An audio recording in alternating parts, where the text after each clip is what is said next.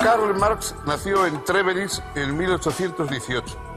Proveniente de la izquierda hegeliana, planteó la unión de teoría y práctica para transformar el mundo. Expuso que la naturaleza de los individuos depende de las condiciones materiales.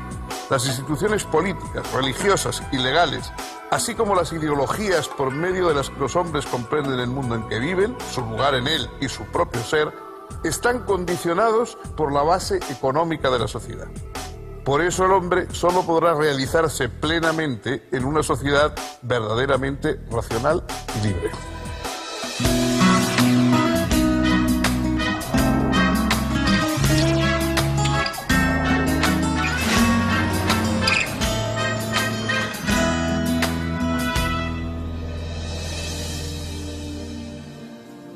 ¿Qué tal, amigos, amigas? ¿Cómo les va? Bienvenidos. Vamos a iniciar otra excursión por el orbe del pensamiento filosófico.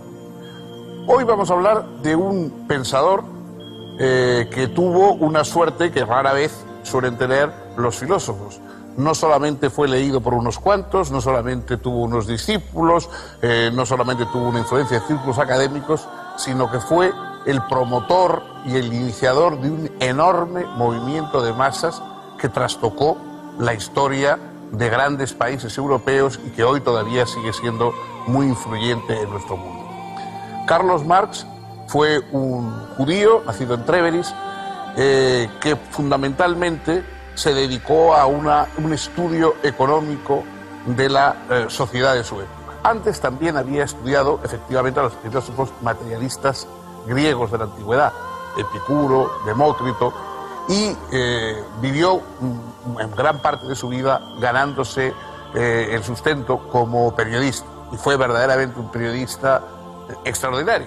Tiene su fuerza, su ironía, su sentido despiadado del realismo cuando hace crónicas del mundo, es verdaderamente atractivo. Más allá de sus otras doctrinas, si uno lee libros como El 18 Brumario de Luis Bonaparte o otras crónicas de la actualidad de su época, siente toda la fuerza de un periodista de investigación, como se diría hoy, verdaderamente notable.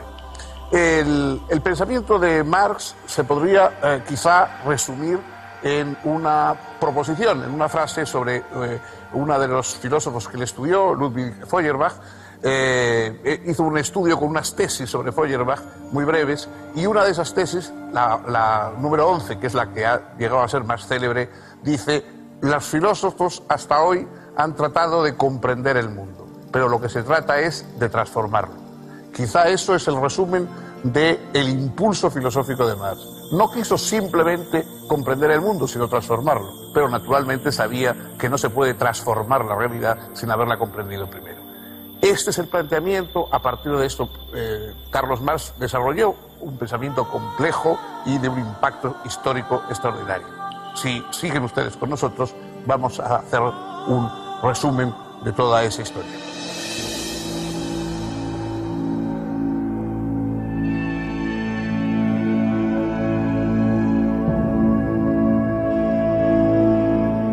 El padre de Karl Marx era un próspero abogado judío de ideas liberales. Cuando Prusia se anexó la zona de Renania, puso en vigencia la reglamentación que prohibía a los judíos, entre otras cosas, trabajar en la administración de justicia. Por lo tanto, para poder continuar ejerciendo como hombre de leyes, en 1824 se convirtió al evangelismo e hizo bautizar a su esposa e hijos.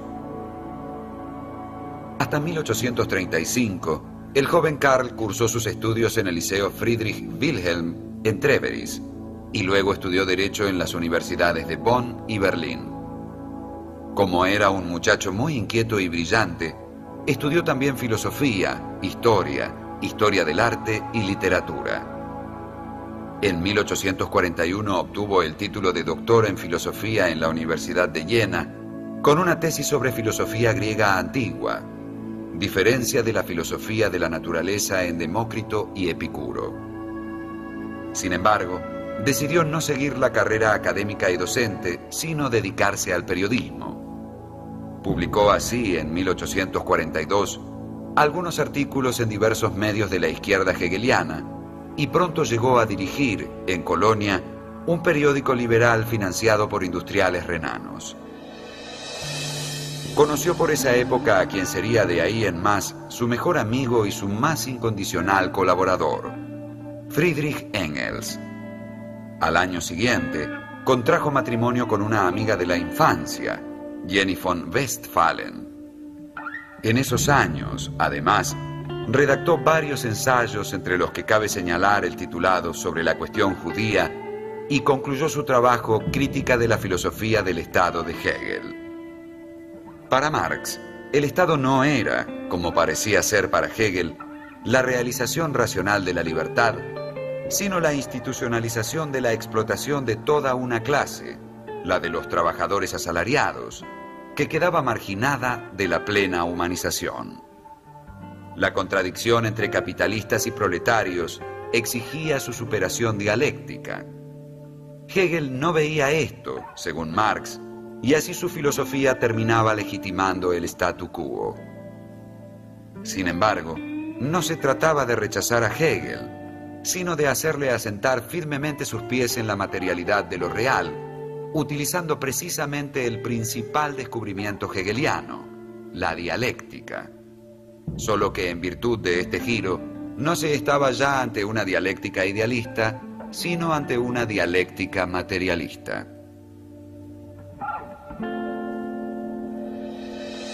Los materialismos de la antigüedad, el materialismo de un Demócrito, de un Epicuro, de un Lucrecio, eran materialismos, digamos, en el sentido científico, es decir, se explicaban que todo está hecho de átomos, que la realidad no tiene espíritu, sino que todo es cuerpo y cosas por el estilo. Pero no se introducían en el campo de lo histórico. El materialismo de Marx parte efectivamente de estos materialistas clásicos de la antigüedad, pero introduce la dimensión histórica. Lo importante no es solamente que todo el mundo es material, que todo el mundo está hecho de átomos y de cuerpos, es decir, que no hay elementos de espíritu sobrenaturales en la realidad, pero es que esto también influye en la historia. También los pueblos, las sociedades, el mundo, digamos, en que vivimos, está basado en condiciones materiales.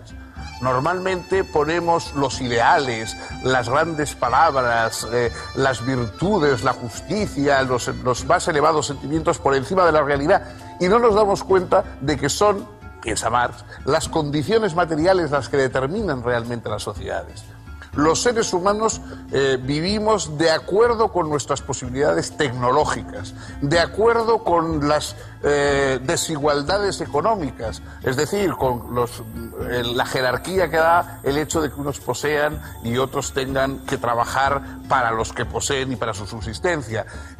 Esas condiciones materiales, esas condiciones que surgen de lo que comemos, lo que producimos, de la tecnología que tenemos para fabricar y para poder viajar y para poder conocer, todas esas condiciones materiales son las que determinan lo demás. Nuestras ideologías, las explicaciones racionales que damos del mundo, eso todo es posterior a las condiciones materiales. Nosotros creemos que lo importante es las ideologías espirituales que explican lo real, en realidad es esa base, esa infraestructura material la que explica, la que da cuenta y se expresa a través de las ideologías políticas, religiosas, etc.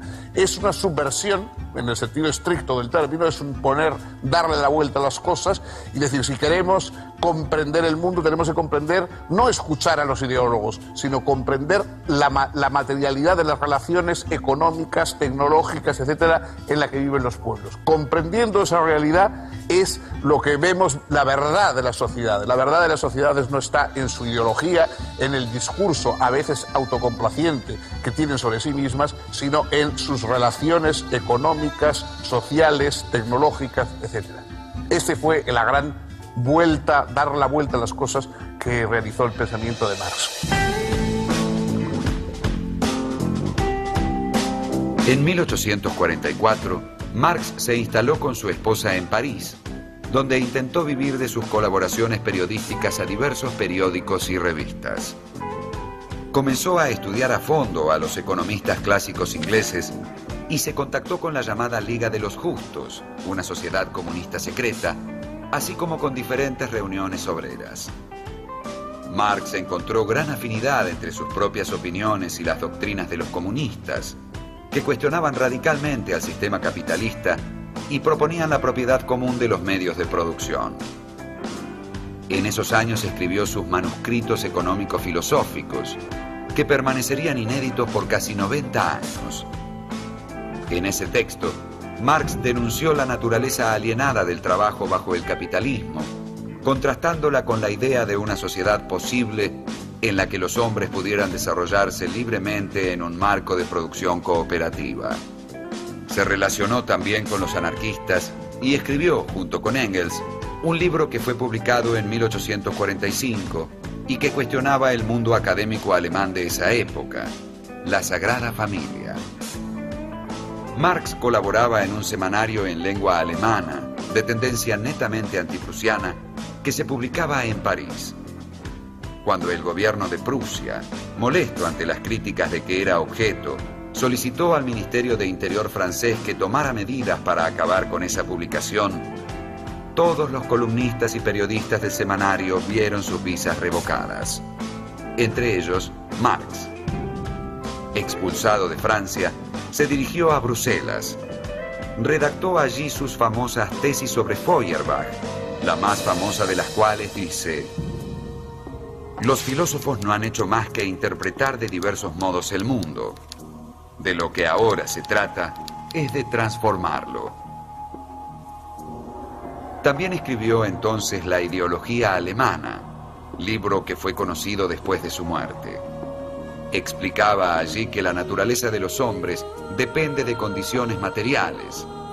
Las instituciones e ideologías mediante las cuales los hombres regulan sus relaciones, se comprenden a sí mismos y entienden el mundo en el que viven, están condicionadas por la base económica de la sociedad. Por lo tanto, según Marx, los hombres solo podrán realizarse plenamente en una sociedad libre y racional. Ahora bien, en la sociedad capitalista, grandes sectores de la población son relegados a condiciones inferiores de vida en nombre del principio de la división del trabajo. Esto significa que, en términos hegelianos, la sociedad capitalista carecía de realidad racional. En 1847, Marx dio a conocer su Miseria de la filosofía, obra en la que respondía polémicamente a la filosofía de la miseria del anarquista Pierre-Joseph Proudhon. Ese mismo año fundó, junto con Engels, la Sociedad de Obreros Alemanes de Bruselas. Fue elegido vicepresidente de la llamada Acción Democrática y poco después participó en el segundo Congreso de la Liga de Comunistas, realizado en Londres. Se le encargó entonces redactar, junto con Engels, un manifiesto. Ese texto, el Manifiesto Comunista, fue publicado en febrero de 1848. Allí, Marx y Engels plantearon que la historia de las sociedades es siempre historia de las luchas de clases. Este principio fue la base de lo que luego se llamaría el materialismo histórico. En 1849, Marx publicó Trabajo asalariado y capital, y también un artículo sobre la historia del Imperio prusiano, que tuvo como consecuencia su inmediata expulsión del territorio alemán. Marx se instaló entonces con su familia en Londres. Como inmigrante irregular, no podía acceder a un trabajo estable, y su única posibilidad de subsistencia consistía en escribir artículos para diversos periódicos. Si bien tuvo algún éxito en ese campo, se trataba de un trabajo bastante mal pago, y la situación económica de la familia Marx se convirtió en francamente mala. 3 de sus hijos fallecieron en esos años, y la salud de su esposa y la suya propia se deterioraron irreversiblemente. En realidad, solo pudo sobrevivir gracias a las ocasionales ayudas económicas del buen Engels. Sin embargo, Marx no dejó de estudiar y producir. Entre otras cosas, mejoró su dominio del inglés y el francés y aprendió español y ruso. Todos los días concurría a la biblioteca del Museo Británico y allí leía y escribía. En 1850 publicó Las luchas de clases en Francia y en 1852 El 18 Brumario de Luis Bonaparte. También por entonces concibió el proyecto de elaborar una crítica de la economía política clásica. Debido a sus problemas financieros, familiares y de salud, el trabajo fue mucho más lento de lo que en principio él había previsto. En 1859 publicó, como primera parte del trabajo proyectado, su contribución a la crítica de la economía política, obra que tuvo una buena recepción y en la que Marx expone que el estadio histórico que denominamos capitalismo debe ser superado en virtud de su radical irracionalidad. Es claro que dicha irracionalidad debía aún ser probada con claridad. A ello se dedicaría la continuación de este texto, un estudio pormenorizado sobre el capital.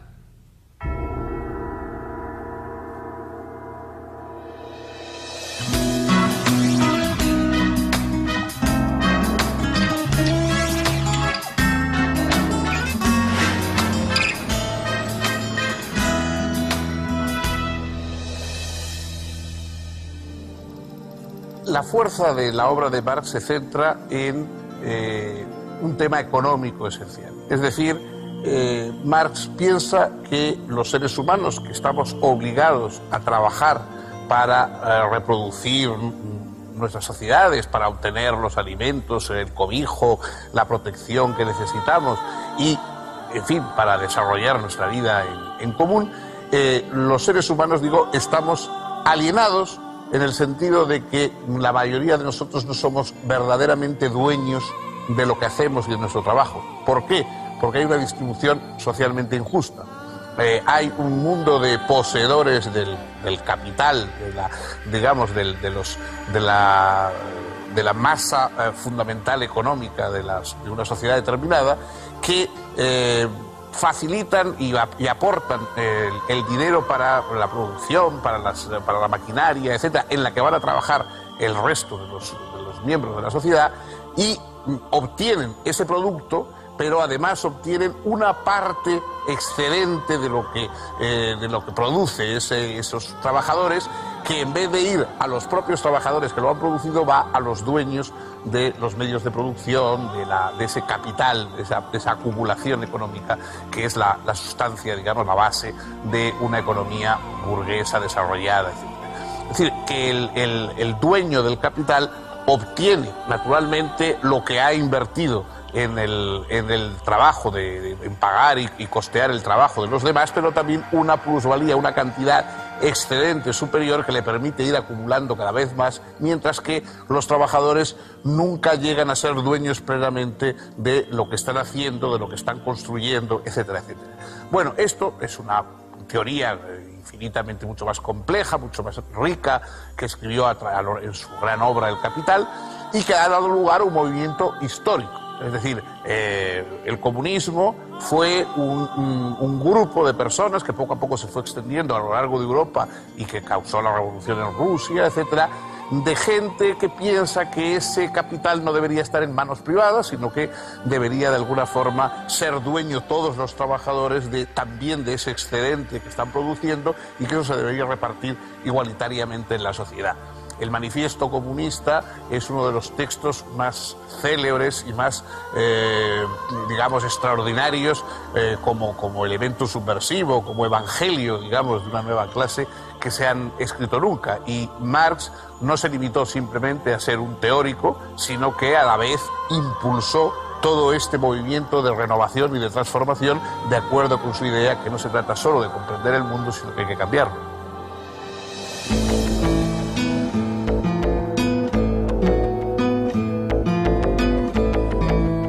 El estudio sobre el capital, proyectado por Marx como continuación de sus contribuciones a la crítica de la economía política publicadas en 1859, se fue demorando por diferentes motivos. Por un lado, Marx dedicó varios años a redactar un voluminoso estudio sobre las diferentes teorías de la plusvalía, o sea, de la ganancia capitalista. Por otro lado, En 1864 fue elegido para integrar el Consejo General de la Asociación Internacional de los Trabajadores, o como luego se la llamó, la Primera Internacional. Esta actividad le insumió enormes esfuerzos. De hecho, Marx fue el autor de casi todos los documentos elaborados por ese organismo. Se opuso allí a los anarquistas, sosteniendo la necesidad de que los obreros adoptasen formas efectivas de acción sin excluir la constitución de un partido político. Finalmente, en 1867, bajo el título de El Capital, Crítica de la Economía Política, libro primero, Marx publicó su demorado análisis del proceso de producción capitalista. El texto tuvo un éxito inmediato y arrollador, y pronto fue traducido a diferentes idiomas. Según Marx, la riqueza no es producida por el capital, sino por el trabajo humano.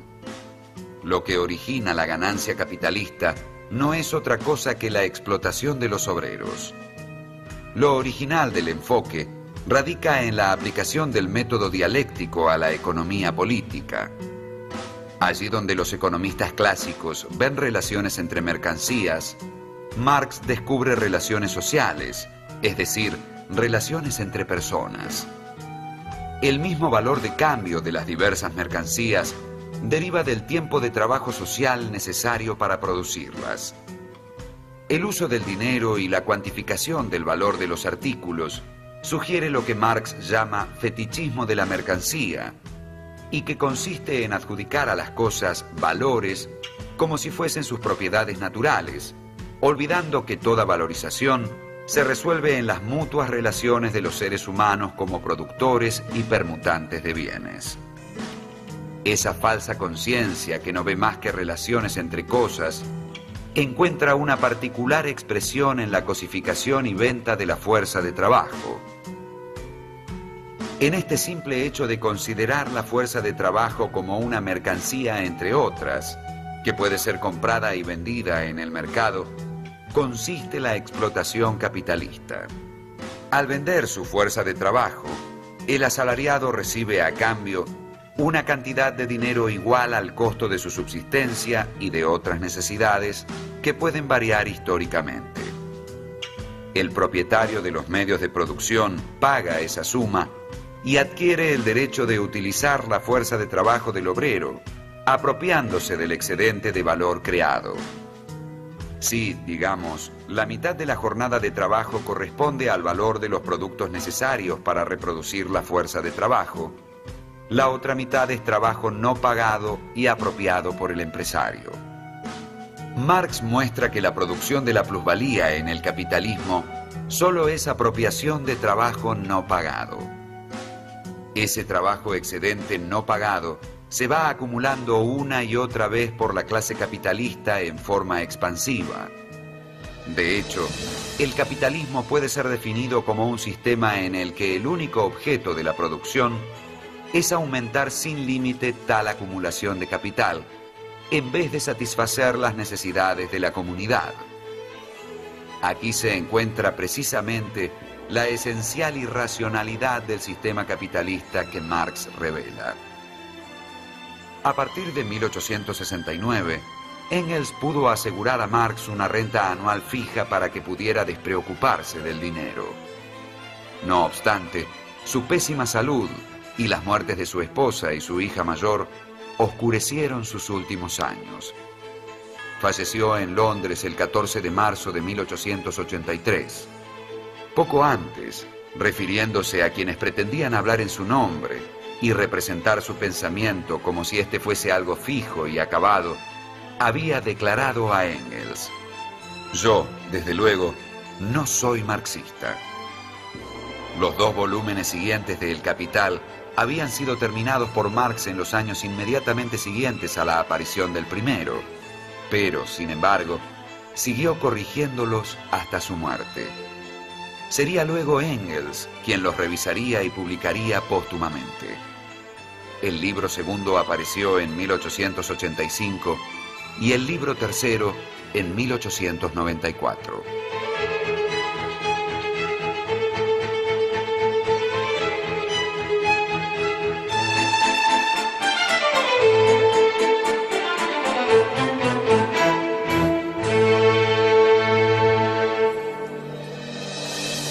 Evidentemente no es un secreto el impacto que ha tenido la obra de Marx en la historia. El marxismo no es simplemente una filosofía, sino que es a la vez una fuerza social transformadora y a veces también una coartada pues para movimientos totalitarios, autocráticos, etcétera, que con un revestimiento ideológico proporcionado por Marx, pues lo que han descubierto o inventado es nuevas tiranías burocráticas sobre los pueblos. En cualquier caso, pocas personas, pocos individuos han tenido una influencia personal tan extraordinaria como Marx en la historia, por lo menos desde luego en la historia contemporánea, yo creo que ninguno. Su obra ha sido discutida por los economistas, ha sido discutida también por las repercusiones prácticas que ha tenido al llevarse a cabo en algunos países. Ha habido, digamos, desajustes fundamentales. Marx estaba convencido de que la verdadera revolución solo podía darse en los países desarrollados, burgueses desarrollados, y él esperaba la revolución en Inglaterra o la esperaba en Alemania, y entonces fue en la atrasadísima Rusia, que era el país, digamos, en donde precisamente no existía burguesía, sino lo que existía era un campesinado y un movimiento, digamos, unos aristócratas gobernando a campesinos, y ahí fue precisamente donde surgió el movimiento revolucionario de acuerdo con más o menos con la doctrina marxista. En cualquier caso, por mucho que se discuta su obra desde el punto de vista teórico-económico, por mucho que se pueda y se deban discutir los efectos históricos que ha tenido en algunos países y obviamente digamos, la repercusión sobre la pérdida de libertades o sobre incluso el atraso en ocasiones de algunas sociedades que han querido seguir con exceso de ortodoxia el planteamiento marxista, no cabe duda de que el esfuerzo de Marx teórico fue extraordinario y sobre todo que puso sobre la mesa un problema que está ahí, sea cierto el marxismo o no. Son las condiciones materiales las que forman las sociedades. Hasta que no se transformen, mientras el mundo esté dividido entre poseedores y desposeídos, entre los que pueden aprovecharse de la necesidad ajena y los que no tienen más remedio que hacer lo que les manden si quieren sobrevivir. Mientras haya ese planteamiento, que no es un planteamiento que viene de los cielos, sino que surge de la organización de la sociedad, no se puede decir que habrá auténtica libertad en los países. Ese reto, digamos, del pensamiento marxista, más allá de que sus soluciones sean mejores o peores, sigue vigente y sigue siendo un problema a resolver por nosotros, por las personas, los ciudadanos que vivimos en el mundo. Hoy hemos llegado aquí con esta obra tan distinguida, tan importante. El próximo día, si contamos con su anuencia, vamos a seguir con otro filósofo, con otra perspectiva.